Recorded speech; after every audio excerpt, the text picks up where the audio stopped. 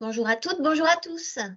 Je suis ravie de vous accueillir pour ce nouveau webinaire. On va parler cet après-midi des biens de consommation, comment utiliser la carte stratégique du e-commerce pour développer vos produits en Amérique du Nord.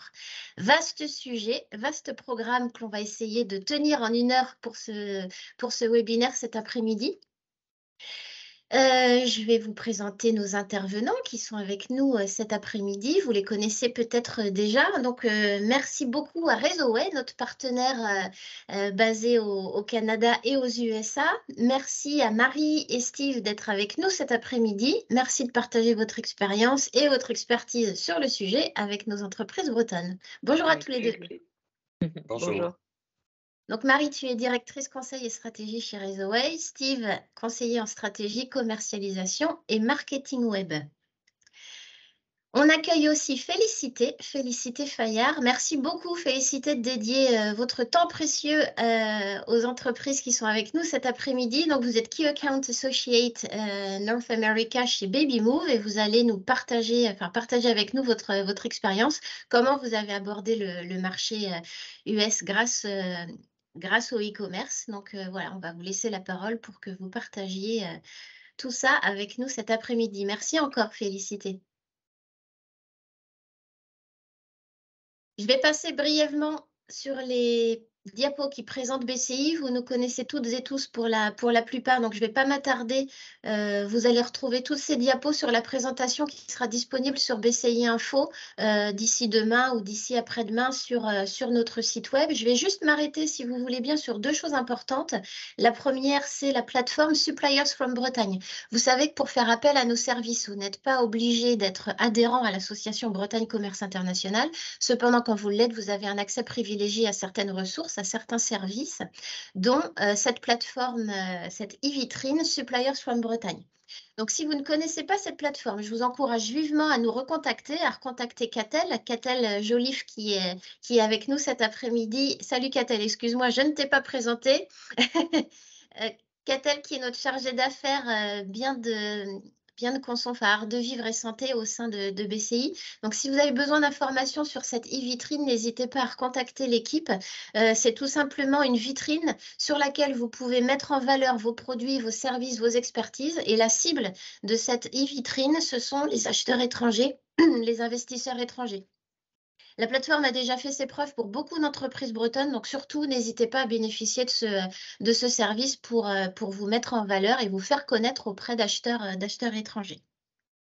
La deuxième chose sur laquelle je souhaite m'attarder, c'est sur l'Open de l'international. Les inscriptions sont ouvertes. Vous avez dû recevoir par mail une invitation pour vous inscrire en ligne. L'inscription est gratuite mais obligatoire. Donc, réservez votre agenda le lundi 3 juillet, ça se passera à Saint-Brieuc toute la journée. C'est l'occasion pour vous de faire le tour du monde pendant cette journée et de rencontrer notamment nos partenaires basés à l'étranger. Réseauway sera représenté par Olivier Réfaud. Vous aurez aussi l'occasion de rencontrer plein d'autres partenaires agréés, membres du réseau BCI. C'est l'occasion pour vous aussi de vous inscrire et de participer à des ateliers thématiques, de faire du benchmarking, de réseauter avec les autres entreprises, mais aussi avec des organismes régionaux qui peuvent vous aider dans votre développement à l'international. On va vous proposer un nouvel événement au sein de ce grand événement qu'est l'Open. Ce sont des forums networking thématiques. Il y en aura 5 que l'on va vous proposer durant toute la journée. Vous retrouverez aussi le village des partenaires à l'international. Donc voilà, comme d'habitude, une journée bien remplie au cours de laquelle vous allez pouvoir travailler en réseau et puis faciliter votre développement à l'international, quel que soit le pays, quel que soit le sujet. Il y aura toujours un interlocuteur pour vous aider dans vos démarches et pour vous accompagner. On va rentrer dans le vif du sujet maintenant. Voilà ce dont on va parler cet après-midi. Donc, voilà, quatre grandes parties. On va faire tout d'abord un état de la consommation des biens en Amérique du Nord. Ensuite, on va vous donner quelques informations générales sur l'e-commerce en Amérique du Nord. On va vous expliquer aussi, vous donner des tips, des bons outils pour bien intégrer une plateforme de e-commerce. Et puis enfin, on laissera la parole à Félicité pour le témoignage de Baby Move. Si tout le monde est prêt, donc on va attaquer cette première partie. Steve, c'est toi qui commence cette première partie? Non, c'est moi. C'est Marie. OK. Alors Marie, je te laisse la parole. Effectivement, merci Karen, pour, l'invitation et puis on est toujours ravis de partager un petit peu notre expertise et notre expérience, en Amérique du Nord sur des sujets aussi intéressants, que les biens de conso. On a voulu effectivement, tourner sur la consommation via le e-commerce et puis on pourra pouvoir détailler un peu tout ça dans la présentation. On souhaitait en préambule vraiment, contextualiser les choses, pour qu'on puisse partir vraiment sur les mêmes bases de connaissances, pour revoir un peu, au niveau géographique et au niveau, taille, du marché, l'Amérique du Nord, ce que ça représente. Le Canada et les États-Unis, quand on parle de l'Amérique du Nord, ça représente 365 millions d'habitants. C'est 35 fois la France en termes de taille. C'est vraiment, 8 fois et demi le PIB de la France, hein. Donc on est vraiment sur des notions, de taille de marché en termes géographiques, en termes de aussi de tout simplement de consommation, de type de consommation qui sont vraiment très importantes, très exponentielles par rapport à ce qu'on peut retrouver en France et en Europe. C'est vraiment San Francisco, New York, hein, on parle de 7 000 kilomètres. Donc il faut vraiment considérer ça quand on s'intéresse au marché nord-américain, et qu'on souhaite s'y implanter de manière, durable. Prochaine slide, Karen. Si on prend, vraiment le secteur des biens de consommation en Amérique du Nord, on sait, hein, de manière historique depuis le XXe siècle que les États-Unis ont joué un rôle prépondérant, dans tout ce qui est, consommation de biens, final comme on le nomme. L'Amérique du Nord, elle détient à elle seule 32 des dépenses de consommation finale, au monde, ce qui représente vraiment un marché hyper intéressant quand on s'y intéresse et qu'on veut s'y implanter, avec évidemment beaucoup de compétition qui est installée et beaucoup d'enjeux, quand on parle d'une implantation locale, mais effectivement de belles opportunités et puis un marché qui est vraiment sans nul doute, hyper intéressant en termes de revenus et de ventes. C'est une forte consommation, hein, aux États-Unis. C'est vraiment une société de consommation de crédit. L'américain a globalement en moyenne 137 000 de dettes, et on arrive à un montant total de 38 000 si on retire les prêts hypothécaires. Donc c'est vraiment une société qu'on considère comme une société de crédit. La notion de carte de crédit n'est pas la même qu'en Amérique du Nord qu'en Europe. On est vraiment poussé à la consommation, de manière assez générale. Bon voilà, les États-Unis se placent en 1re ligne, au niveau de la consommation. Le Canada se place en 9e place, si on regarde un peu le ranking des pays, en termes de consommation. Il faut prendre également en considération, la population des États-Unis qui est de 300 millions versus le Canada qui est de 35 millions. On considère ça également. On trouvait ça important, au niveau consommation de voir une répartition des États. Les États américains et les États canadiens, on a 50 États aux États-Unis, qui ont, toutes des typologies, de consommation différentes et toutes des niveaux de consommation différentes. Parmi les premiers États, les États les plus consommateurs, on a retrouvé évidemment la Californie, qui est l'équivalent de 35 millions d'habitants, mais avec un très haut niveau de vie. Le Texas et la Floride, qui sont effectivement des États où il y a le plus haut niveau de population, mais aussi un haut niveau de vie. La Floride, par exemple, c'est un État où il y a énormément de retraités, donc par définition des retraités qui consomment également énormément. Donc quand on considère effectivement, voilà, Ah. une implantation, c'est bon. Considérant la taille du pays et puis, les différences, en termes de consommation et en termes de population, il faut également, bien avoir en tête, l'implantation locale qu'on veut avoir pour pouvoir adresser ses clients finaux et avoir voilà adresser les types de besoins qui sont propres aux consommateurs. Quand on parle du Canada, donc effectivement, sur les 10 provinces canadiennes, heu, on a sans surprise, le Québec et l'Ontario qui représentent, les plus hauts niveaux de consommation, de par le nombre de la population également, et de par le niveau de vie. Quand on prend uniquement l'Ontario, le Québec, et la Colombie-Britannique, on a déjà 70 du PIB du pays, hein, donc c'est vraiment la population est concentrée sur ces régions, avec la ville de Montréal au Québec, la ville de Toronto en Ontario et puis la ville de Vancouver en Colombie-Britannique. Si on regarde un petit peu les différents types de consommation, hein, sur le tableau de droite, on voit effectivement que, les premières consommations sont évidemment les premiers postes de dépenses sont évidemment sur, les biens autour de la maison. Ensuite sur, les vêtements, tout ce qui est vêtements, tout ce qui est habillement, et tout ce qui est vraiment équipement de la maison, heu, dans les postes principaux. On a ensuite effectivement tout ce qui est recreation and culture, qui comprend également les vacances. C'est pour ça que le chiffre est assez important.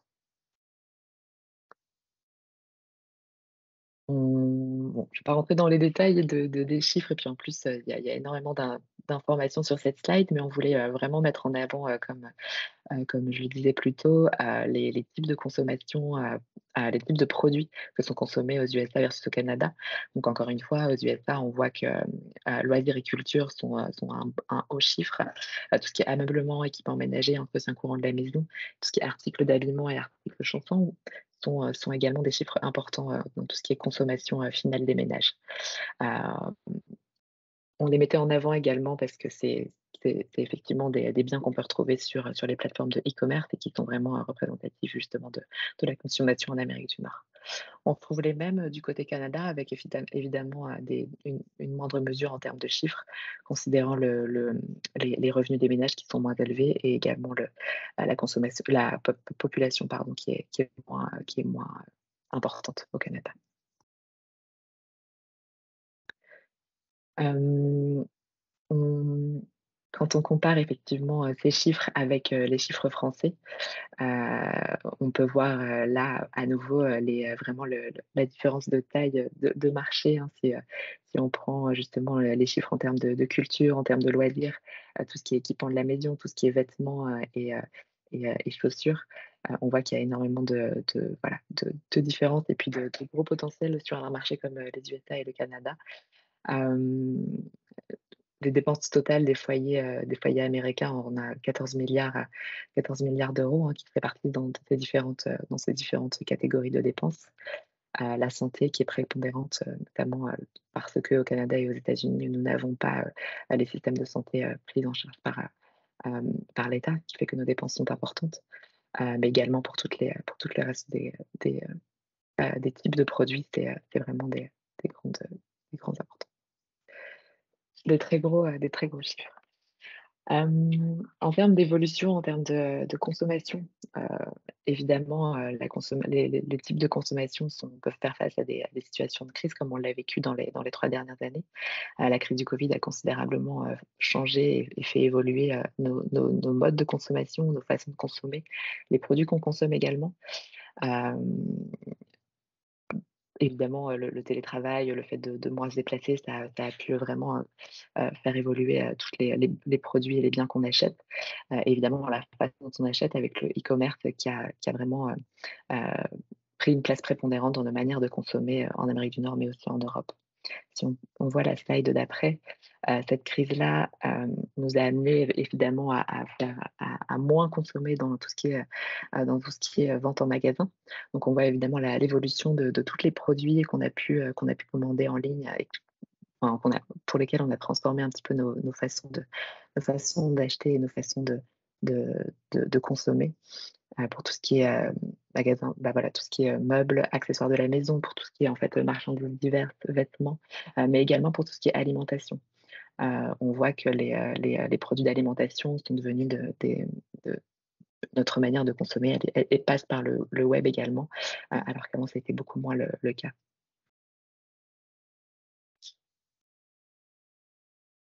Cela nous amène, effectivement à des tendances, qui sont, celles d'aujourd'hui, 2022, hein. Les consommateurs veulent, économiser de l'argent, manger et puis faire attention, à leur santé et puis également faire des choix beaucoup plus responsables, dans leur, consommation. L'inflation, hein, qu'on vit, que ce soit en Europe, ou, en Amérique du Nord, amène les consommateurs à tendre vers des dépenses nécessaires, à consommer moins, mais à consommer mieux, avec des tendances qui sont aussi autour de l'économie collaborative, autour du réemploi. On fait attention évidemment à notre santé avec, tout ce qu'on a pu vivre dans les dernières années, et on recherche également, une expérience qui soit vraiment, unique et intéressante, en termes de consommation. Cela passe à travers, effectivement, le e-commerce qui a vraiment évolué dans les 3 dernières années. On voit toutes ces tendances qui se retrouvent à travers justement, une économie sur demande pour permettre aux consommateurs d'accéder aux produits dont ils ont besoin, de manière, instantanée, de manière, vraiment, très rapide. Amazon, tourne vraiment, et change un petit peu toutes les manières de faire, Mm. sur le e-commerce. J'entends des bruits, mais je ne sais pas si c'est des questions ou des interventions? Non? Pour l'instant, non. Si c'est le cas, Ça allez-y, va? hein. N'hésitez Ouais. pas à rebondir sur les propos. On n'attendra pas la fin pour un temps de questions-réponses. Je préfère que vous jetiez vos questions et partagiez vos expériences au fil de l'eau, au fur et à mesure que l'on déroule les différents points du webinaire. Donc, n'hésitez pas à prendre la parole.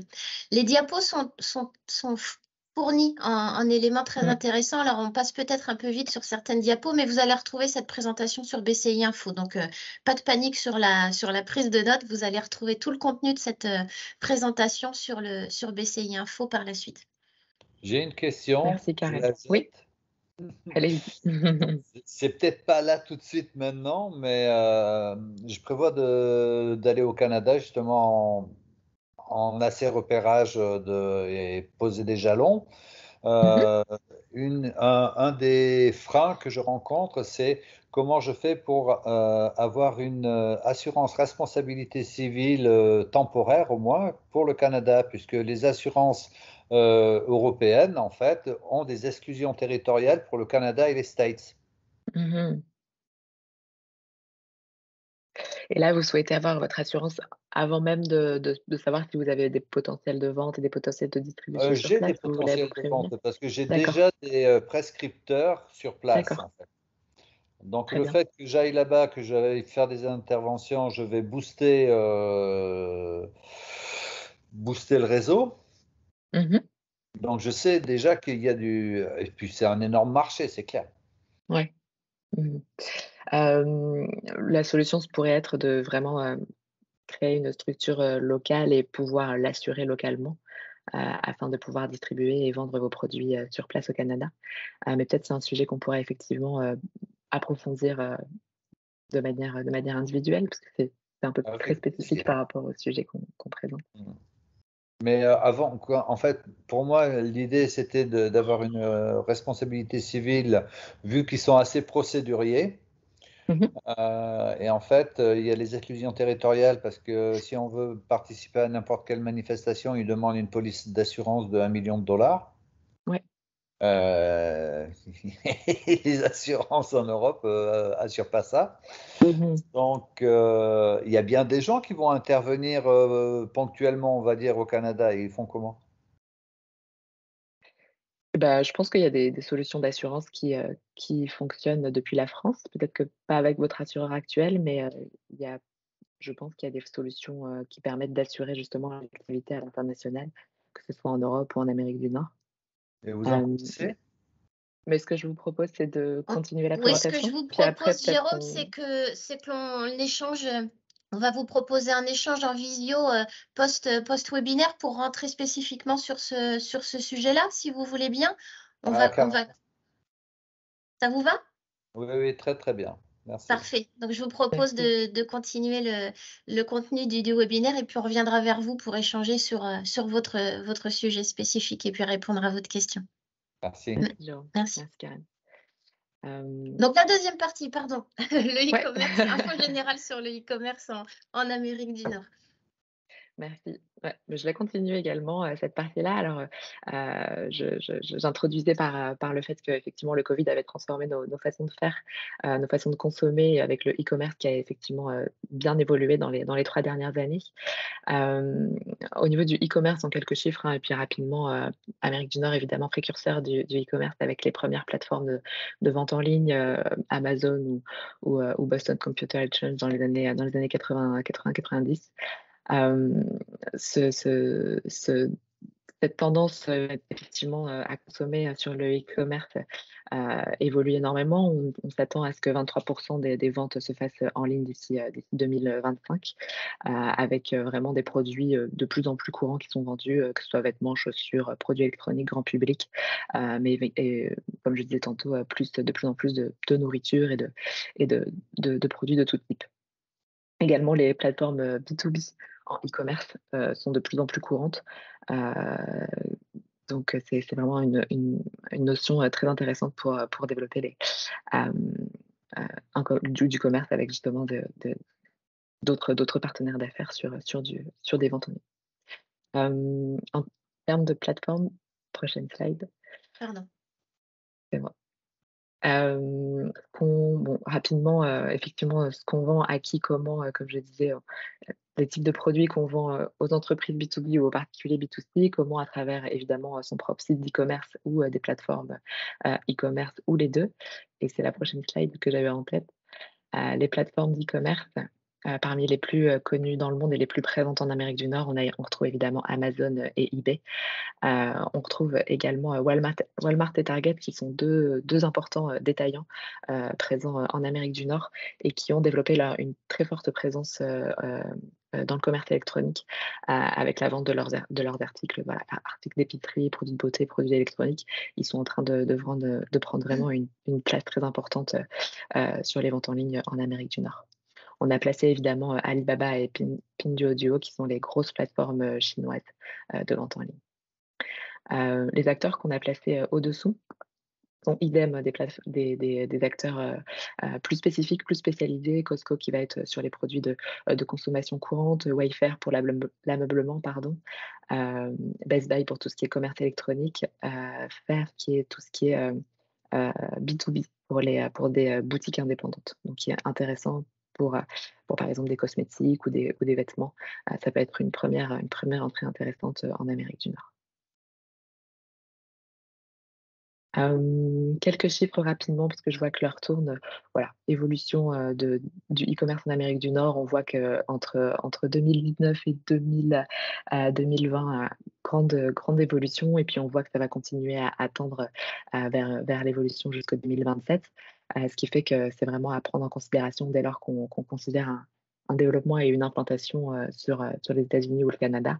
La stratégie doit effectivement être d'installer une présence locale à travers filiale, présence d'une équipe ou partenaire, mais également présence en ligne qui sera indispensable. En phase également avec ce que nous présentions plus tôt, les gros États américains et les grandes provinces canadiennes dans lesquelles la consommation est la plus importante, effectivement la Californie pour les États-Unis, le Texas, la Floride ensuite, et puis tout ce qui est État de New York. Au Canada, sans surprise, effectivement, le Québec, l'Ontario et la Colombie-Britannique pour à peu près 50 à 70% de l'activité de la consommation. La typologie des produits vendus, effectivement, aux États-Unis, on en retrouve énormément tout ce qui est ameublement, tout ce qui est vêtements et tout ce qui est produits électroniques. Au Canada, on retrouve à peu près les mêmes chiffres, un peu plus d'accent sur tout ce qui est vêtements et accessoires. Avec, on voit, si vous voyez, ouais, non, j'entends pas de bruit. Tout ce qui est food, beer and wine et grocery pour la partie canadienne, qui est encore sur un petit chiffre, mais qui va tendre à évoluer, notamment pour les États-Unis, puisqu'au Canada, on est encore habitué à aller à l'épicerie, un peu moins à aller commander des produits alimentaires sur Amazon. Mais aux USA, c'est vraiment une pratique qui se développe énormément. On va parler des Ça va? tendances et des pratiques maintenant. Oui, et je termine par ici, effectivement, les pratiques et les tendances autour du e-commerce. Et puis, c'est toujours Amazon qui donne un peu le là, en fait, sur toutes les pratiques qui se font dans les e-commerce. Donc, effectivement, les livraisons beaucoup plus rapides, le jour même, voire dans l'heure, par drone ou d'autres moyens qui vont devenir de plus en plus courantes. Une personnalisation de l'expérience à travers justement les chatbots, à travers justement le chemin client qui nous amène vraiment à une expérience en ligne qui est intéressante et différenciante. Les nouveaux modèles du e-commerce qui sont en phase avec justement les tendances de réemploi et de seconde main, donc avec des marketplaces et puis des ventes via les réseaux sociaux et les influenceurs. Et puis effectivement un avenir qui va être à l'augmentation justement et vraiment à la différenciation. On va être avec une énorme compétition, une énorme concurrence justement des acteurs du e-commerce. Amazon va continuer à avoir une prépondérance au niveau des tendances. Il va vraiment devoir être présent et puis avoir vraiment offrir une expérience vraiment captivante et sophistiquée pour les consommateurs en ligne. Je parle beaucoup d'Amazon, cela m'amène vers la partie justement que Steve va nous présenter sur justement la présence d'Amazon, le fonctionnement d'Amazon et puis la façon dont on peut l'intégrer, notamment en Amérique du Nord. Est-ce qu'il y a des questions avant qu'on passe à cette troisième partie? Bon, de toute façon, si vous n'avez pas de questions là tout de suite pendant le webinaire, c'est très facile, on est très, très réactif, c'est très facile d'organiser une visio après le webinaire. Vous étiez quelques-uns d'ailleurs lors de votre inscription à avoir sollicité un rendez-vous post-webinaire, donc on va vous recontacter rapidement pour ceux qui l'ont demandé pour caler une date et faire cet échange avec Réseauway et avec Catel. Si vous souhaitez vous rajouter à cette liste d'entreprises qui a souhaité un rendez-vous post-webinaire, il vous suffit de le demander auprès de Catel ou auprès de moi. Il n'y a pas de souci, on fera ça très rapidement. Donc Steve, je te laisse la parole pour cette troisième partie. Parfait, merci.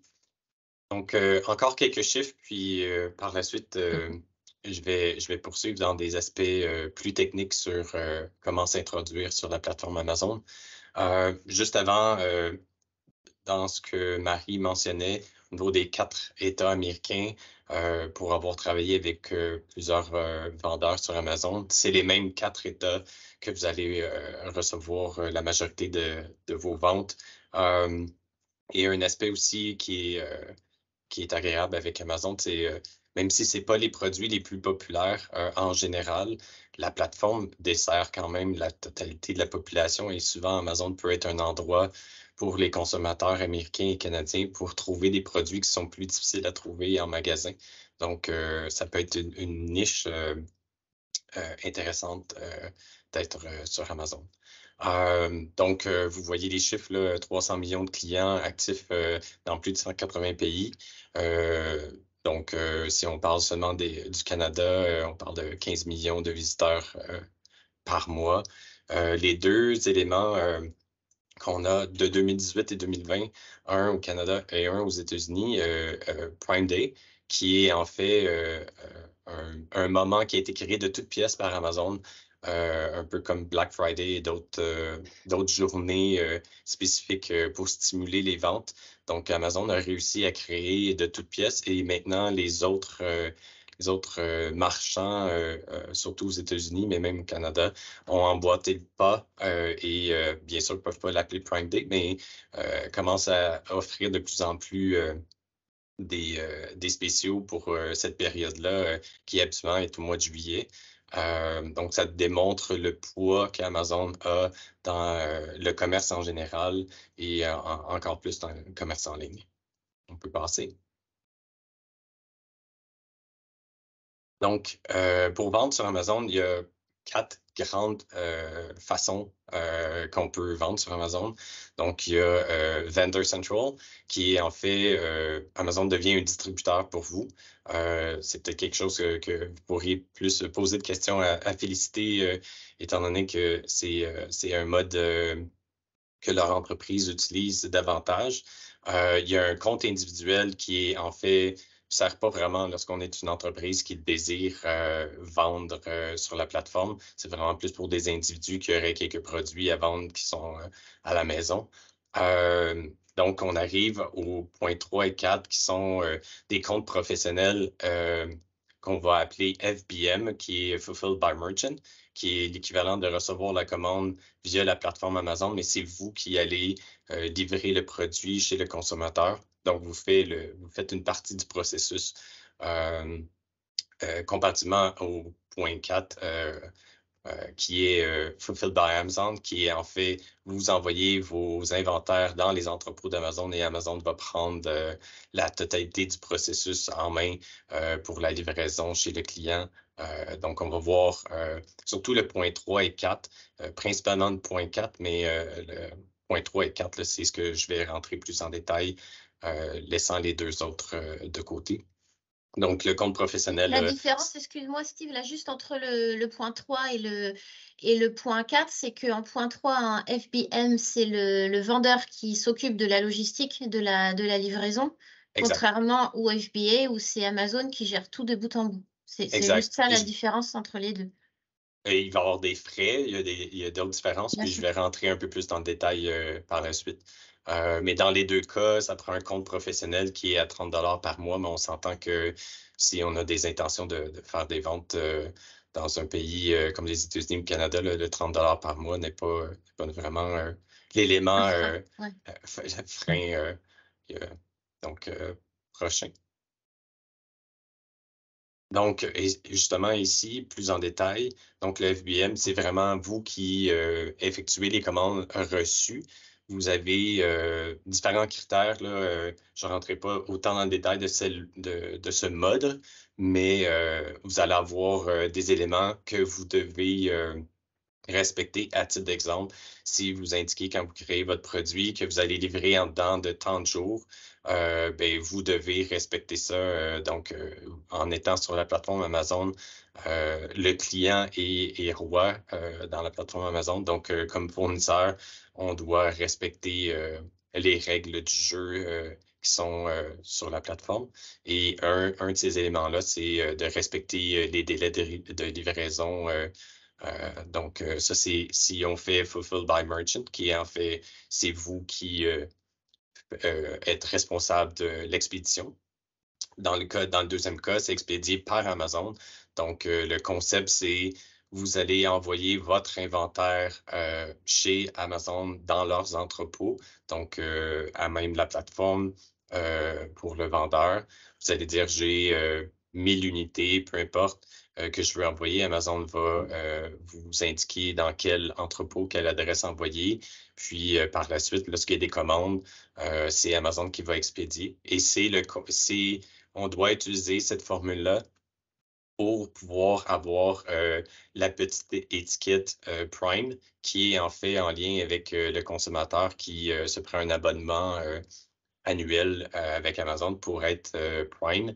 Et c'est ce qui va s'assurer au consommateur d'avoir son produit on dit 2 jours, mais même dans plusieurs villes, ça peut être même dans la même journée. Le concept, c'est d'avoir l'inventaire à proximité du consommateur. Donc, Amazon a plusieurs entrepôts à travers les États-Unis et le Canada pour s'assurer de ça. Par contre, lorsqu'on rentre dans cet élément-là, et c'est ça qu'on va voir un peu plus tard, mais il y a des frais qui sont associés à... Donc, il y a un frais qui est commun aux deux, le FBM et le FBA, qui est un pourcentage de la transaction. Donc, c'est la commission pour, en fait, avoir utilisé la plateforme. Donc, en gros, habituellement, c'est entre 8 et 15 %. En général, c'est principalement 15 % là, qui est le gros pourcentage des produits. Il y en a que ça peut être plus élevé si c'est des produits électroniques. Donc, ça peut arriver que le pourcentage soit plus élevé. C'est quelque chose à valider. Puis après ça, les frais d'expédition et les autres coûts sont plus liés à si vous faites le service FBA, parce que il y a les coûts d'entreposage, les coûts de livraison, etc., qui sont associés à ça. Donc, c'est plus lié au forfait qu'on appelle FBA dans notre jargon. Prochaine étape. Donc, les frais expédiés, ici, on est dans la version canadienne, puis la prochaine diapositive va être la version américaine. Donc, chaque pays a ses propres frais si on fait affaire avec le service FBA que je parlais tantôt. Donc, ça vous donne une idée, c'est des éléments que vous devez absolument maîtriser pour être capable de faire une validation de la profitabilité de vendre sur Amazon. Donc, vous devez absolument savoir les dimensions, le poids de vos produits pour être en mesure de savoir dans quelle catégorie. Il y a beaucoup de catégories, ça s'est beaucoup éclaté avec le temps. Avant, c'était beaucoup plus simple. Donc, c'était petit, moyen, grand, que j'exagère, mais c'était plus dans cette formule-là. Là, c'est vraiment beaucoup plus éclaté. Une des raisons, c'est les coûts de transport et les coûts de livraison ont beaucoup augmenté dans les dernières années.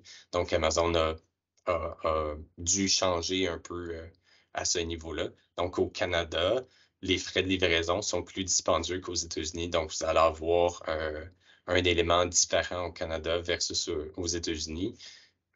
On verra plus tard, mais il y a des bonnes chances que vos compétiteurs qui sont présents sur Amazon ont aussi ajusté le prix en conséquence, le prix de vente pour pouvoir inclure ces frais supplémentaires qu'on a au Canada. J'ai souligné un peu en orange, c'était pas dans, parce que ceci est un imprimé d'écran venant de la plateforme Amazon, mais les retours de produits, c'est un élément que Amazon commence à introduire qui, par le passé, les retours de produits étaient gratuits, mais il faut prévoir que Amazon, c'est la direction qu'ils vont probablement prendre.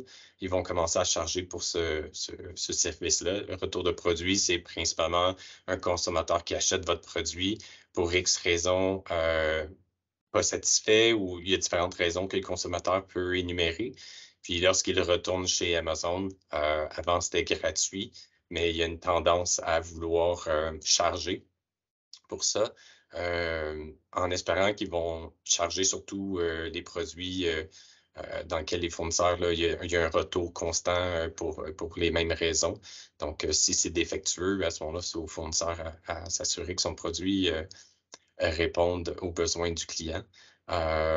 Mais les gens, les consommateurs sont habitués de retourner le produit beaucoup plus aux États-Unis qu'au Canada, mais c'est quelque chose à tenir en compte, là, tout dépendant de la catégorie de votre produit. Donc, c'est l'information qu'on peut avoir accès selon votre catégorie, à savoir c'est quoi le pourcentage de retour habituel dans cette catégorie-là. Prochaine. Donc, comme j'expliquais, ça, c'est la version américaine, où est-ce que les frais et même la segmentation de comment fonctionnent les frais est un peu différente. Donc, on doit s'ajuster avec cette différence entre les deux pays. Prochaine. Donc, comme tout, si vous étiez à faire pour s'implanter dans un nouveau marché, que ce soit sur Amazon ou d'une autre façon, il y a des étapes. Donc, je voulais énumérer un peu des étapes un peu plus spécifiques, mais qui a beaucoup de ressemblances avec une étude de marché traditionnelle, si vous voudriez vous implanter dans le commerce de détail brick and mortar en physique. Donc, avant de décider si notre produit cadre bien sur Amazon, malgré tout ce qu'on a dit que Amazon est la plus grosse plateforme aux États-Unis et au Canada, on doit quand même s'assurer que le produit qu'on vend a un lien avec Amazon. Donc, Amazon n'est pas un outil de recherche, exemple comme Google. Les gens ne cherchent pas nécessairement aux premières étapes sur Amazon. Lorsqu'ils sont sur Amazon, ils ont un besoin précis, ils sont en mode achat. Donc, il faut vraiment voir Amazon comme plus loin dans le processus d'achat, à moins que ce soit vraiment un bien de consommation là, vraiment fréquent. Mais si on a un produit qui est peut-être un peu différent, il ne faut pas prendre Amazon nécessairement comme un outil qu'on peut créer un nouveau marché. C'est beaucoup plus difficile d'utiliser Amazon pour ça. Donc, c'est vraiment plus, on doit répondre à un besoin qui est déjà énuméré par les recherches qui sont faites sur la plateforme. Donc, c'est la première étape qu'on doit valider. La deuxième, si oui, il y a une demande pour notre produit ou les recherches qui sont faites sur Amazon, notre produit répond à ce besoin-là. Après ça, on va à la deuxième étape qui est de valider les compétiteurs, le prix courant de ces produits, le nombre de vendeurs, les évaluations, donc les reviews que les gens font. Donc, c'est vraiment cette partie-là est vraiment similaire à une étude de marché pour être en mesure de voir si on peut s'introduire dans ce marché-là par rapport à la situation actuelle sur la plateforme. Donc, est-ce que, à titre d'exemple, est-ce que mon marché est contrôlé par 2 ou 3 vendeurs seulement? Si oui, je dois savoir pourquoi. Est-ce que c'est parce qu'il n'y a pas d'autres offres? À ce moment-là, peut-être que moi, je peux être la prochaine personne. ou c'est parce que vraiment ces entités contrôlent la totalité du marché américain ou du moins sur la plateforme pour vraiment bien comprendre pourquoi on est dans cette situation-là. Ou à l'inverse, il y a des milliers de vendeurs pour le produit similaire. À ce moment-là, il faut vraiment voir qu'est-ce qui va être notre élément unique qui va nous permettre de nous différencier sur la plateforme Amazon. Puis, à prendre en considération, on n'a pas l'élément physique, donc comme en magasin, où est-ce qu'il y a un élément qu'on peut faire pour vraiment montrer notre élément unique. On est sur une plateforme électronique, donc ça impacte la façon dans laquelle on peut vraiment se différencier par rapport aux autres. Donc, on passe à la troisième étape. Si la deuxième montre que c'est prometteur, donc on doit faire l'évaluation de tous les coûts, qui est incluant la publicité, qui est de plus en plus présente, qui fait vraiment partie, en fait, si vous avez l'intention d'être sur la plateforme Amazon, vous devez absolument avoir un budget de publicité, ce qui n'était pas le cas il y a quelques années. Mais vous pouvez avoir dans une page de résultats de recherche, donc si quelqu'un fait une recherche pour un produit X, que ce soit un crayon ou un téléphone ou peu importe, vous allez avoir à l'époque, il y a juste peut-être 3 ou 4 années, peut-être une publicité ou deux. Maintenant, vous pouvez avoir jusqu'à 15 publicités sur la première page sur l'ordinateur. Puis si vous allez sur votre mobile, les premiers éléments que vous allez voir, vous allez devoir utiliser, je cherche le terme francophone, mais scroller. Donc, vous allez défiler votre premier écran pour être capable de voir des éléments qui ne sont pas de la publicité. Donc, il faut absolument avoir l'élément de publicité en tête dans vos coûts. Tout ça pour... Tu veux dire, Steve, que prévoir ce budget publicité, ça permet aussi d'être dans le top 5 du ranking quand les gens font une recherche. Ça nous monte automatiquement dans les premières propositions aux clients, ou ça n'influence pas du tout le ranking?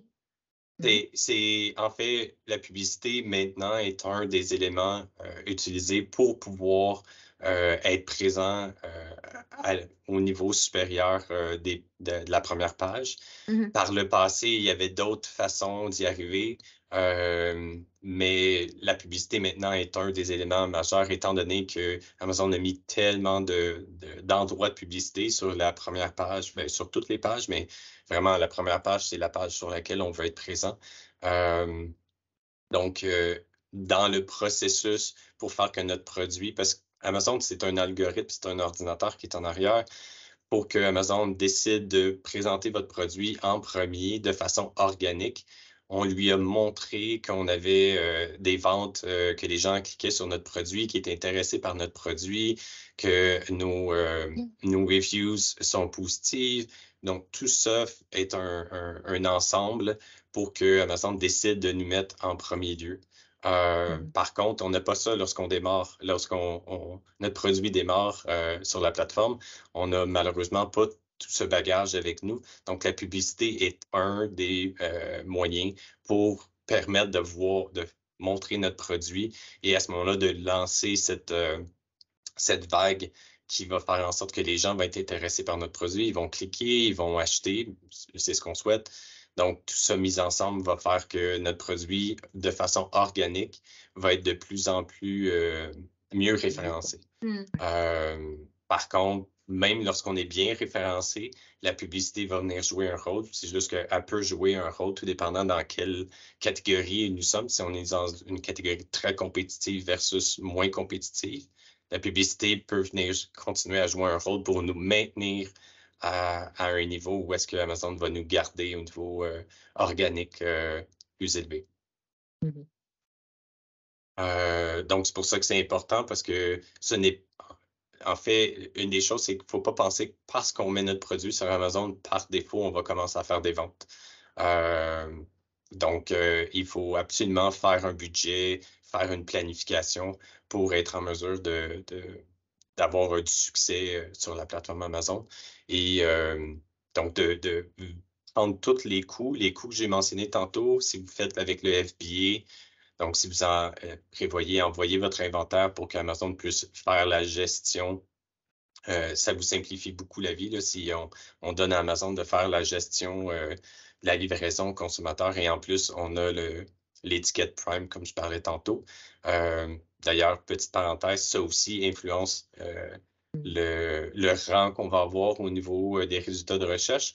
Bien sûr, Amazon va promouvoir les produits qui sont déjà Prime, qu'ils ont déjà en inventaire. Donc, ça fait ça incite les vendeurs à utiliser cette formule. Puis en même temps, ben, Amazon se fait de l'argent en même temps, là, donc on comprend le concept. Mais c'est très important de bien maîtriser l'ensemble des coûts pour s'assurer qu'on va avoir un profit potentiel. C'est possible que dans le plan, le premier ou les premiers mois, là, il n'y ait pas de profit. Donc, c'est comme d'autres concepts d'implantation dans un nouveau secteur, dans un nouveau marché. Ça fait partie du plan, mais on doit savoir en fait comment on va s'y rendre à la profitabilité et si profitabilité il peut y avoir là. C'est un élément que je mets beaucoup d'emphase parce que pour avoir croisé beaucoup d'entreprises qui n'avaient pas fait ces calculs-là, des fois ça peut impacter soit qu'on y va ou pas, ou si quel produit on pourrait lancer. C'est peut-être pas tous les produits qu'on lancerait dès le début sur Amazon. Donc, si on a un oui à 1, 2 et 3, les étapes 1, 2 et 3, donc on peut poursuivre les démarches là, pour vendre à Amazon. Donc, j'ai déjà dit là, que le processus FBA serait à privilégier pour avoir l'étiquette Prime, qui est vraiment l'élément que Amazon met de l'avant dans les résultats de recherche. Et en même temps, les consommateurs, surtout américains, mais canadiens de plus en plus, sont très habitués à avoir leurs produits très rapidement. La facilité de pouvoir retourner les produits, tout l'aspect qu'Amazon a bâti autour de Prime, ben, pour y avoir accès comme vendeur, on doit être soit Vendor Central, qui est la partie que Félicité pourra peut-être vous parler plus tard, là, qui est le principe que eux ont plus utilisé, mais la partie dans laquelle on a le contrôle à 100% là, de nos listings, de nos pages produits, la partie FBA, ben, à ce moment-là, ça serait utilisé. Prochaine. Je vais essayer de faire plus vite pour laisser justement un peu de temps à Félicité. Donc, des détails administratifs. Donc, question de marque de commerce. Si vous voulez pouvoir bien protéger votre marque, c'est important. Dans le jargon Amazon, on appelle Brand Registry. C'est un principe d'Amazon pour enregistrer votre marque. Ils ont des programmes accélérés qu'Amazon a mis en place dans lesquels vous pouvez fonctionner avec des entreprises aux États-Unis ou au Canada pour enregistrer votre marque ici. Et en même temps, vous n'aurez pas besoin d'attendre que votre marque soit approuvée aux États-Unis ou au Canada pour avoir accès à des fonctionnalités supplémentaires comme si votre marque était déjà enregistrée. Donc, c'est une façon que Amazon a d'accélérer le processus parce que des fois, comme ici au Canada, ça peut prendre jusqu'à 3 ans des fois pour avoir votre marque approuvée. Donc, vous n'aurez pas à attendre ce temps-là pour avoir accès à toutes les fonctionnalités qui sont en lien avec ça. C'est nécessaire de connaître vos règles par rapport à votre produit, que vous êtes des produits de bébé, des produits de consommation, de la nourriture. Les règles du Canada et les règles des États-Unis, bon, bien sûr, que peu importe la plateforme, vous devez les connaître, mais Amazon, on suit de plus en plus, ce qui n'était pas nécessairement toujours le cas, mais suit vraiment de plus en plus toutes les règles que les pays mettent de l'avant. Donc, c'est important d'avoir tous les papiers. Exemple, pour les bébés, vous pouvez avoir des documents qui stipulent qu'il n'y a pas de danger pour les enfants, etc., des documents de laboratoire. Même chose dans la nourriture et autres.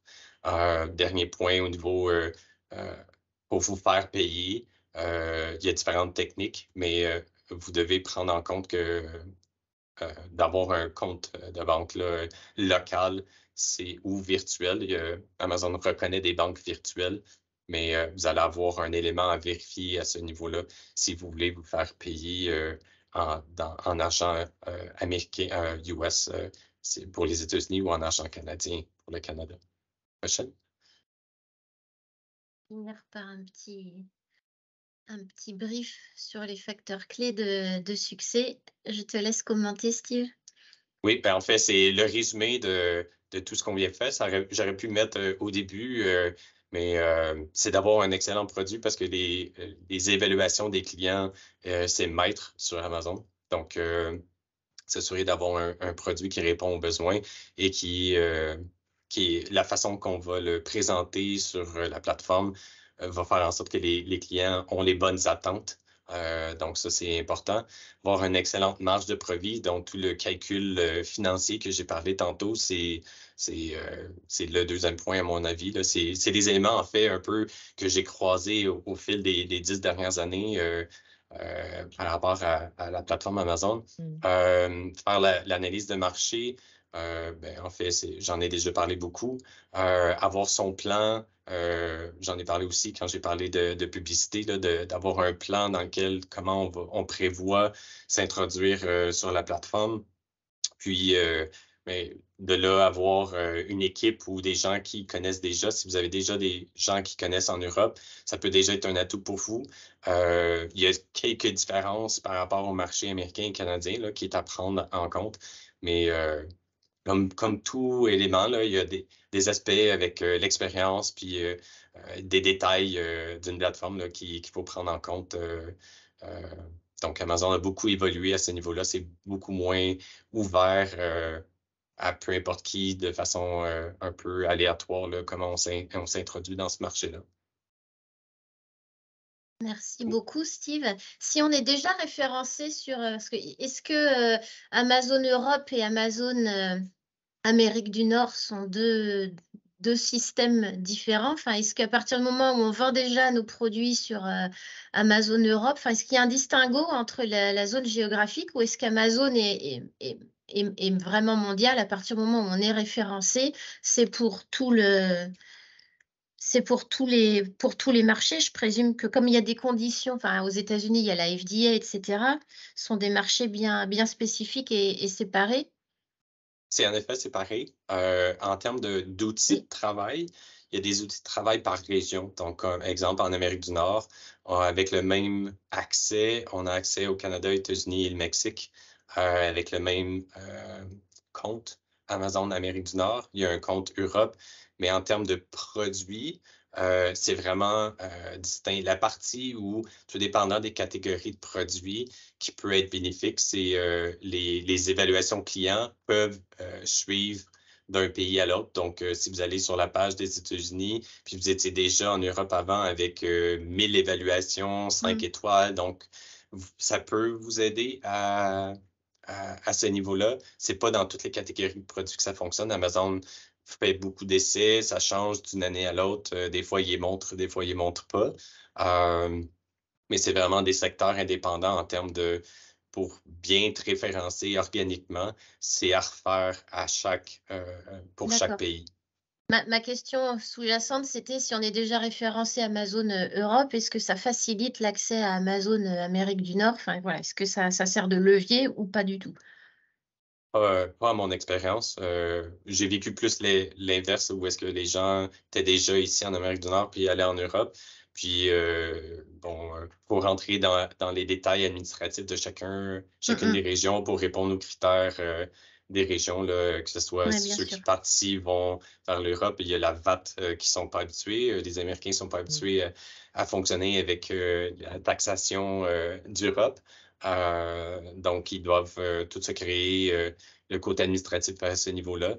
Donc, l'inverse est aussi vrai là, par rapport à même si on a déjà un compte en Europe, il faut quand même ouvrir notre compte aux États-Unis. Et si on ne répond pas aux critères, notre produit ne répond pas aux critères, le produit peut être toujours disponible en Europe, par exemple, mais être fermé aux États-Unis parce que Amazon États-Unis, on n'a pas respecté de remplir un formulaire X ou Y là, qui est en lien avec notre type de produit. D'accord. Est-ce qu'il y a des questions avant que l'on passe au témoignage de Félicité? Oui, Steve, c'est Catel qui parle. Du coup, Steve, j'avais une question aussi. Est-ce que, du coup, moi j'entends souvent le commentaire Amazon, par exemple, entre l'Allemagne et le Japon, certaines plateformes, certains pays même proposent des produits premium et d'autres pas. Ils ont, voilà, le UK, par exemple, Amazon UK, Amazon Allemagne ou Japon sont très différentes en termes d'assortiment et de positionnement produit. Du coup, comment, sur cette zone Amérique du Nord que tu as évoquée, donc Mexique, États-Unis, Canada, est-ce que, du coup, qu'est-ce qu'on propose en fait? Est-ce qu'on trouve tout, des produits du luxe, des produits access? Ou est-ce qu'il y a des particularités comme ça à savoir? Est-ce qu'on peut tout y vendre finalement? On peut tout y vendre. Mhm. Mon expérience, c'est que les États-Unis sont un petit peu plus sensibles au prix et les évaluations. En effet, pour avoir touché à l'Allemagne, l'Allemagne est un pays beaucoup où les évaluations sont très différentes des États-Unis, la façon que les Allemands évaluent les produits et en tout cas, on avait vécu une plus grande simplicité à offrir un produit de meilleure qualité à un plus haut prix qu'on peut l'avoir aux États-Unis. Par contre, ça reste chaque catégorie est différente, mais les Américains sont très sensibles au prix. Il y a toujours façon de quand même offrir un produit premium sur la plateforme américaine. Mais c'est un élément dans l'analyse du marché, c'est un élément à prendre en compte, c'est certain. Et peut-être deuxième question, c'est voilà, e-commerce, est-ce qu'on va le coupler forcément avec physique? On parlait tout à l'heure de dans les tendances l'omnicanal. Est-ce que du coup, enfin voilà, dans les marques présentes sur Amazon, combien, enfin, est-ce qu'on peut donner cette ordre de grandeur, combien aussi un réseau de distribution sont distribués dans des points de vente dits physiques? Est-ce que de tout miser sur Amazon, en fait, est-ce que c'est la clé ou est-ce qu'il faut penser en fait global et omnicanal dans tous les cas? En fait, féliciter avec Baby Move C'est pourrait ce que parler j'allais dire. de son expérience. Les gens avec Exactement. qui moi je travaille, la majorité sont que sur Amazon. Donc, il y a des entreprises qui sont nées que sur Amazon et ne vivent que sur Amazon. Il y a aussi des entreprises qui naissent sur Amazon et après vont vers le commerce de détail et la distribution. Donc, toutes les formules sont je pense, valables. Peuvent Ça fonctionner. dépend des objectifs de l'entreprise. Mais je pense qu'un élément important, et puis Steve le mentionnait plus tôt, c'est qu'on ne peut pas juste mettre son produit sur Amazon et espérer qu'il va se vendre tout seul avec l'achalandage naturel qu'a Amazon. Il faut aussi avoir une stratégie, il faut avoir un budget, il faut voir un peu les marges de profit qu'on peut faire. Puis il faut surtout connaître, comme le point 5 est indiqué, avoir une équipe qui connaît la plateforme et qui connaît aussi le territoire de vente sur lequel on cherche à s'implanter, quoi, que ce soit les États-Unis ou le Canada ou autre. Mais effectivement, féliciter pourra répondre à la notion de passer à travers les différentes stratégies de distribution, puisque Baby Move a justement eu cette progression, notamment sur le territoire nord-américain. On va prendre rapidement la question de Jérôme avant le témoignage de Félicité, puis je vois l'horloge qui tourne. Pardonnez-moi de vous presser. Jérôme, votre question rapidement, s'il vous plaît. Avec le micro. Vous êtes en mute. Ouais. C'est mieux là. Allez-y, Jérôme. Donc, j'ai noté qu'il est nécessaire d'avoir un compte local, un compte bancaire local. À ce moment-là, au niveau comptable, comment ça se passe? Est-ce que l'on paye les impôts au Canada ou aux States? Ou est-ce que comment ça se passe au niveau comptable et fiscal? Je ne sais pas si ça va avec la question des assurances. C'est un élément plus administratif. En fait, je suis pas comptable. Par contre, que vous ayez un compte de banque pour recevoir l'argent ou pas, le revenu serait fait quand même au Canada ou aux États-Unis. Donc, je présume que l'aspect fiscal s'appliquerait de toute façon. Donc, là, à ce moment-là, c'est vraiment des gens, je suis vraiment pas qualifié pour répondre à l'aspect fiscal de la chose. Mais par contre, si vous faites des ventes aux États-Unis, ça va être considéré comme des ventes aux États-Unis que vous ayez votre compte de banque aux États-Unis ou pas. Là. Ouais, donc une fiscalité aux États-Unis, quoi. Oui, tout à fait. Il faut que vous ayez un système comptable et un partenaire comptable et fiscal sur le marché sur lequel vous vendez. Fiscalité locale, on va dire. Ouais. Merci. On va passer au témoignage. Désolée, Félicité, on a un peu grignoté sur le timing. Je vous laisse la parole. Je pense qu'on peut passer du coup, ça aussi. Alors, Baby Move, c'est une entreprise française initialement de Clermont-Ferrand qui fait des produits pour le bébé, qui vont du repas, sieste, voyage, nuit agitée, le soin, le confort et la maternité. En Europe, on est leader sur notre marché. On est présent sous 2 marques, la marque Baby Move et la marque Badabul, qui ont des positionnements un peu différents. Badabul est un peu plus GMS alors que Baby Move a une notoriété plus premium. Je vous ai mis quelques produits pour juste que vous ayez un peu une idée rapide de différentes typologies de produits qu'on peut avoir sur le groupe global. Ce qu'il faut savoir aussi, c'est que Baby Move est un groupe français, mais a des business units un peu partout dans le monde. On s'est lancé en 2011 en Allemagne, à Hong Kong, au Benelux, en Espagne, en Italie, au UK en 2017 et en Amérique du Nord. En 2015, le chiffre fait par les business units, donc par l'international, représentait déjà 45% du chiffre d'affaires. Et l'idée, c'est que comme on a un marché qui est un peu mature en France, qu'on a déjà beaucoup travaillé, la croissance de Baby Move vient beaucoup et majoritairement de l'international, avec aujourd'hui des très grosses ambitions sur l'Amérique du Nord, parce qu'en effet, ça représente un très gros marché. C'est ce que je vous ai mis ici. La business unit aujourd'hui, Amérique du Nord, elle représente, c'est la deuxième, pardon, en termes de revenus. Je vous ai remis un peu une fresque de l'ouverture de la business unit en Amérique du Nord, comment ça s'est passé. Donc, on a ouvert en 2015 avec un bureau à New York, un entrepôt dans le New Jersey et 1 ou 2 personnes qui sont arrivées pour lancer la business unit. On a lancé tout depuis New York, donc avec une agence qui vendait nos produits au Canada, des agents commerciaux aux États-Unis et un travail qui était fait sur les grandes chaînes de magasins, les Toys R Us, les Target, les Walmart, etc., en direct. Le lancement de Baby Move aux États-Unis a été très compliqué.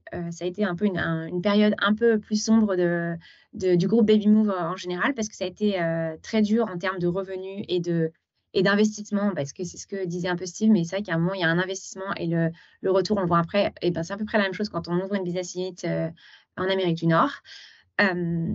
Donc, il y a plusieurs choses il y a eu beaucoup de remises en question. La première, ça a été avec une embauche au Canada en direct, parce qu'on s'est rendu compte que l'agent avec lequel on travaillait en fait était un peu malhonnête et faisait passer des produits pas forcément les nôtres. Donc en fait, on s'est rendu compte que notre présence physique était nécessaire dans ce pays pour pouvoir avancer sur ce marché-là. Donc il y a une embauche qui a été faite au Canada. La personne Margot Copo a commencé avec Rezoé et est toujours chez Baby Move aujourd'hui. Il y a eu un travail qui a été fait sur le choix des produits, parce qu'on est arrivé avec nos produits européens et on les a transportés dans le marché américain. Mais en fait, on a dû repenser cette stratégie-là, réduire le nombre de produits qu'on avait, parce que les envoyer, les transporter, ça coûte cher et on pouvait pas se permettre d'avoir tout notre catalogue. Donc, on s'est concentré sur les best-sellers adaptés au marché américain. On a eu une externalisation de tout ce qui était l'administration des ventes. Donc, notre entrepôt aujourd'hui gère aussi notre facturation. Donc, ils se font toute cette partie-là parce que adaptation, l'administration des ventes aux États-Unis, c'est beaucoup de turnover. C'est ce qui nous a, causé des problèmes parce que si la personne change tous les 3 mois, 6 mois, il n'y a pas de suivi qui est fait, il n'y a pas de connaissance assez profonde de nos clients et du suivi et des systèmes de facturation. Donc, ça ralentissait le lancement de Baby Move en Amérique du Nord. Il y a eu un énorme accélérateur qui a été mis aussi sur le e-commerce. On s'est rendu compte que c'est pas comme chez un Leclerc, un bébé neuf où on peut aller toquer à la porte et dire « Ok, prenez nos produits, ils sont super ». Il n'y avait aucun retour, ça ne prenait pas, c'était très compliqué. Et c'est là que Baby Move s'est dit « Ok, on va passer en attaque e-commerce ». Et là, on a commencé à travailler avec tous les partenaires de e-commerce, notamment avec Amazon, en effet. Et à partir de ce moment-là, en fait, une fois que ces choses ont été établies, donc je vous dirais, si vous ne faites pas ces mêmes erreurs ou même ce même travail de lancement, vous allez gagner du temps. Et en fait, on est vraiment parti sur une stratégie e-commerce. On s'est lancé petit à petit avec tous les différents partenaires e-commerce de l'Amérique du Nord. Et en parallèle, et c'était une question que j'ai entendue précédemment, mais en parallèle, avec une présence avec une présence d'agents commerciaux pour les magasins spécialisés dans le bébé. Ce qui fait qu'on avait un peu le double côté où on crée notre notoriété de marque. Babymove va arriver au fur et à mesure à prendre sa place dans le e-commerce. Et aujourd'hui, alors on se parle quand même de 7 ans plus tard, on arrive à rentrer dans les magasins. Aujourd'hui, un Canadian Tire, ça n'a pas été trop mentionné, mais c'est un peu un équivalent de Walmart à la canadienne. C'est un magasin qui va vendre énormément de produits et il me semble qu'il y a plus de 500 magasins au Canada, donc qui est présent sur le territoire. On arrive aujourd'hui avec 4 produits en magasin, ce qui est assez conséquent pour une marque française qui n'avait pas de notoriété. On arrive avec 2 produits chez Walmart. Donc, bien entendu, les assortiments, enfin, on n'est pas dans tous les magasins non plus, mais on arrive à rentrer en magasin. Et en fait, le travail a été vraiment fait à l'inverse. On est rentré par le e-commerce. On a montré que nos produits étaient forts. On montre quels sont nos best-sellers. On montre qu'on arrive à vendre et que c'est un produit qui se différencie. Et on arrive par ce biais-là à rentrer avec notre notoriété, avec la preuve qu'on a pu faire en ligne, à rentrer dans les magasins. En 2022, donc l'année dernière, on a aussi lancé nos sites directs via Shopify, donc babymove.us et babymove.ca. On avait avant des sites images, mais là, on a vraiment des sites de e-commerce. Je pense qu'on peut passer à la slide suivante. J'ai remis un peu les apprentissages clés de Babymove sur ces différentes années. Donc, la première, c'est le produit. Il faut avoir un assortiment qui est assez concentré parce que ça coûte cher de stocker, ça coûte cher d'envoyer, ça coûte cher de certifier avec la FDA et Santé Canada. Donc, c'est toutes des choses qu'il faut prendre en compte. Donc, si on se focalise sur les best-sellers que l'on a déjà et qui seront adaptés au marché où on va, on réduit quand même beaucoup le risque. Bien entendu, il faut étudier la concurrence. Moi, ce que j'entends quand je vais en rendez-vous client aujourd'hui chez un Target, chez un Canadian Tire, c'est on ne peut pas avoir un produit similaire. On n'a pas la place de stocker un produit similaire. Il faut qu'un produit se différencie de ce qu'on a déjà, de ce qui est déjà sur le marché. Et ça, c'est quelque chose qui est très, très important. C'est qu'on ne peut pas se dire « Ah ben, on a le même produit, super, on va pouvoir y aller ». Non, il faut avoir un produit qui a ça en plus. Parce que sinon, en fait, vous êtes en frontal et les magasins, aujourd'hui, l'état d'esprit global, c'est on n'a pas la place. Donc, c'est ce que je marque, c'est être porteur d'innovation et de différenciation. Sur le en ligne, c'est ce que je viens d'expliquer. Moi, l'autre conseil que je peux donner, c'est que on en parlait avec, Steve en parlait très bien sur Amazon. Oui, Amazon, la plateforme ressemble à Amazon Europe. Donc, une fois que toute la partie administrative et lourde est faite, vous allez pouvoir gérer ce compte facilement. En revanche, ce qu'il faut savoir, c'est que chaque grosse chaîne de magasins a ses gros process plus ou moins avancé dans le développement. Amazon, c'est quand même une plateforme où on peut se former facilement, on peut trouver des informations, on peut faire des cas, on peut avoir les informations. Il y a d'autres plateformes, je pense par exemple à Walmart, où les outils sont beaucoup plus ancestraux, qu'on n'a pas d'informations, on n'a pas de formation, et il faut vraiment trouver des ressources internes très, très profondes et trouver ces informations-là. Donc, gérer tous ces gros clients, c'est extrêmement chronophage. Pour les lancements, ça l'est d'autant plus. Aujourd'hui encore, nous, on est en train de relancer un partenaire qui s'appelle Coles aux États-Unis. C'est une plateforme encore à réétudier, une plateforme à recomprendre, des formations à faire, etc. Donc, c'est extrêmement chronophage dans le lancement, mais aussi dans le suivi après. Et il y a beaucoup d'agences, beaucoup de personnes qui sont spécialisées chez un retailer ou l'autre, qui permettent de gagner énormément de temps ou de gagner beaucoup de flexibilité dans les choses que vous pouvez faire. Et se faire accompagner, c'est quand même très important. Ça coûte de l'argent, mais ça peut en rapporter énormément derrière aussi.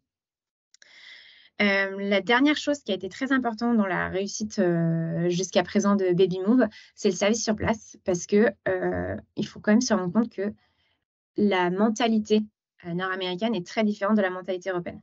Aujourd'hui, nous, avoir une équipe sur place, ça nous permet d'avoir des rendez-vous physiques avec des acheteurs, avec des personnes des différentes enseignes, mais aussi d'avoir, en fait, nous, Babymove, on a un énorme service SAV en Europe. On a choisi on est la seule business unit qui a son service SAV en propre sur place, parce qu'en fait, on ne peut pas du tout répondre à un consommateur américain comme on répond à un consommateur allemand ou français.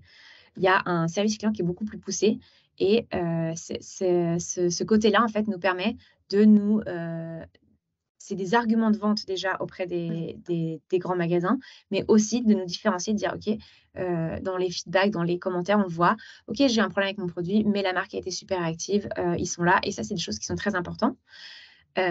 Et la dernière chose que j'ai marquée, c'est bien sûr, pour les magasins indépendants, avoir des agents, parce que être présent dans les magasins spécialisés, ça donne, ça affirme et ça assigne la notoriété de la marque, mais toujours avec une supervision, parce qu'on ne peut pas faire confiance aveuglément, entre guillemets, à différents partenaires. C'est à peu près tout ce que j'ai noté. Si vous avez des questions, j'ai beaucoup d'autres informations à partager, mais je pense que si on peut avoir une vision globale, c'est un peu celle-là de Babymove sur ces dernières années. Merci beaucoup, Félicité, c'était très, très intéressant. Est-ce qu'il y a des questions avant que l'on clôture? On a un petit peu débordé le timing, mais merci en tout cas hein, pour vos témoignages, Félicité, et puis le partage d'expertise.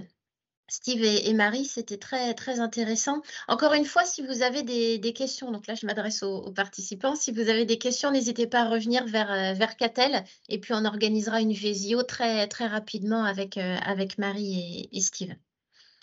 S'il n'y a pas de questions, je vous propose de terminer ce webinaire.